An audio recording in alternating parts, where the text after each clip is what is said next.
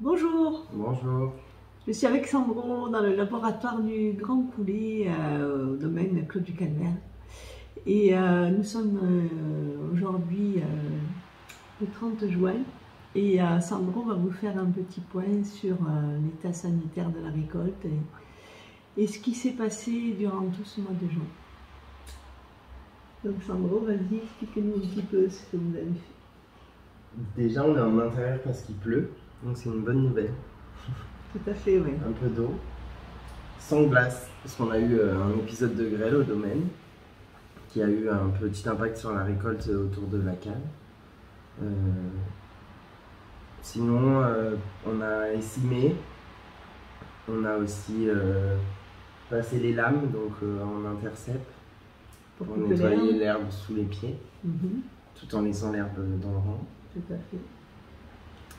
On s'est occupé de nos petits plants sur nos plantiers, de les attacher, sur les mourvèdres aussi, d'attacher les mourvèdres en échalas. Est-ce que tu considères que cette année, vous avez une belle charge de raisin? Oui, pour l'instant, on a une belle charge de raisin. Après, il faut toujours rester vigilant face à la météo. On ne sait pas ce qui peut nous tomber dessus. Mais pour l'instant, plutôt content de la charge des raisins. Les raisins sont beaux, sont sains.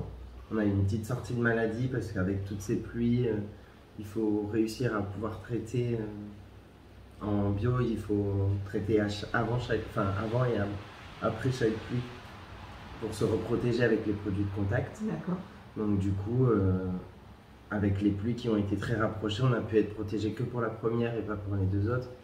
Donc on a eu des petites sorties de mildiou, mais qu'on a réussi à maintenir et grâce au Mistral aussi, qui aide beaucoup.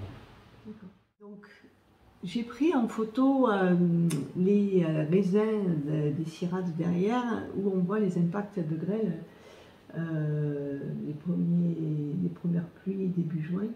Est-ce que tu peux nous dire qu'est-ce que vous avez fait pour suite à ça? Donc suite à la grêle, on a fait un traitement avec du soufre, du cuivre et de l'obstacle, ça s'appelle, c'est du calcium.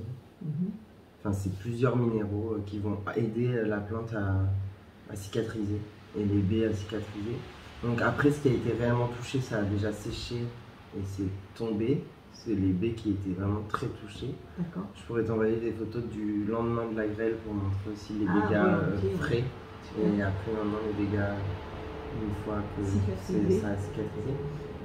Il faudra surtout surveiller après les pluies, plus tard, après la véraison, que les baies n'explosent pas au moment où elles grossissent, vu qu'elles ont une petite cicatrice qui est sur la baie.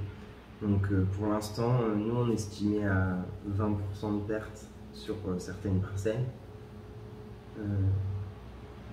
On ne peut pas réellement l'estimer, on ne peut pas réellement savoir aujourd'hui. Il faut voir comment ça va évoluer par rapport aux pluies, par rapport à la météo aussi.